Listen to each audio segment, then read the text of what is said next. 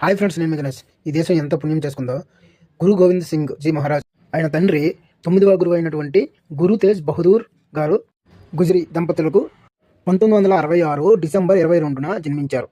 9వ గురువు అయిన ఈయన తండ్రి తర్వాత 10వ గురువుగా గురు గోవింద్ సింగ్ జీ మహారాజ్ని పేర్కొన్నారు.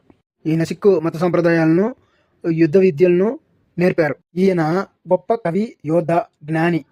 ఈయన తర్వాత గురువుగా గురు గ్రంథ సాహెబ్ని శాశ్వత గురువుగా నియమించారు. ఇక నుండి మానవ రూపంలో గురువులు ఉండరని, గురు గ్రంథ సాహెబ్ శాశ్వత గురువుగా ఉంటారని పేర్కొన్నారు. గురు గోవింద్ సింగ్ జీ మహారాజు కల్సాను స్థాపించారు. తన 4 కుమారుల్ని వీరులుగా తీర్చిదిద్దారు. 1708 అక్టోబర్ 7న స్వర్గస్థులైనారు. ఈయన కుమారులు అజిత్ సింగ్, జుజార్ సింగ్, జహవార్ సింగ్, ఫతే సింగ్ అని 4 కుమారులు ఉన్నారు. ఈయన తన కుమారులకి మన మత సాంప్రదాయాల యొక్క గొప్పతనం, ధైర్య సాహసాలను నూరిపోశారు.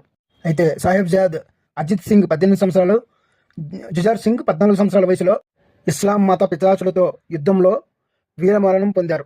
చివరి ఇద్దరు సాహెబ్ జాదే జహవార్ సింగ్ 9 సంవత్సరాలు, ఫతే సింగ్ 7 సంవత్సరాలు వయస్సులో తల్లితో కలిసి ఇస్లాం మత పిశాచులకి దొరికిపోయారు.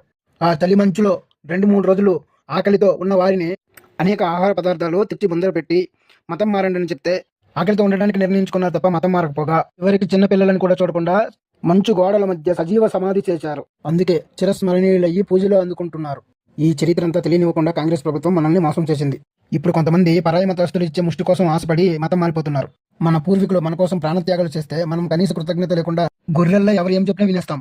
మన దేశ చరిత్రను తెలుసుకోండి, బ్రతుకులు బాగు చేసుకోండి. డిసెంబర్ 25 నాడు క్రిస్మస్ కాదు, వీరబాల దివాస్ జరుపుకోండి.